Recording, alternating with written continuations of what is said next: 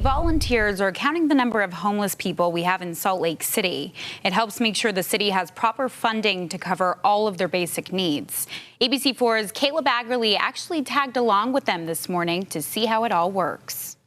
I went out with some of the volunteers who have been a part of this count for a few years, and they say that it's important to be able to get an inside look on the homeless population here in Utah. People that are living on the streets are one of our most vulnerable population. The point-in-time count is a nationwide count meant to get an updated assessment of homeless populations, what resources they need, and what can be done to address homelessness. According to the Utah Office of Homeless Services, last year's numbers show around 3,700 homeless individuals in the state of Utah for the duration of the count. It also revealed there was an increase in individuals experiencing homelessness by 131 compared to 2022. What we're really trying to do is get a count of people who are sheltered and unsheltered in our state.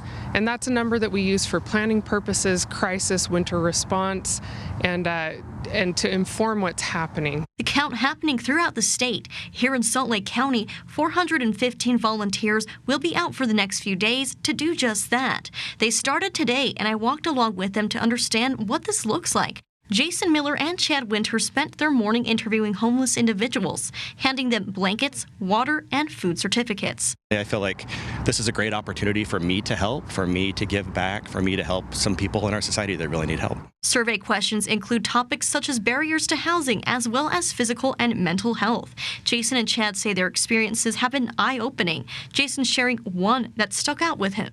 One of the first people we walked upon last year was a gentleman sleeping underneath a pile of snow. You know, he just hadn't moved in a few hours, and we were worried about his health. Fortunately, he was okay, but he was severely underdressed. He only had a flannel shirt on, so, you know, of course, we gave him blankets and coats and hats and things like that. Chad says he enjoys speaking one-on-one with each individual he meets to understand them more on a personal level, and hopes the count will help bring more solutions for homelessness.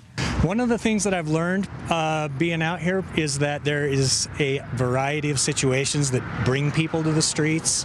What I've mostly discovered is that people have a lot of different stories and they're eager to share them with you.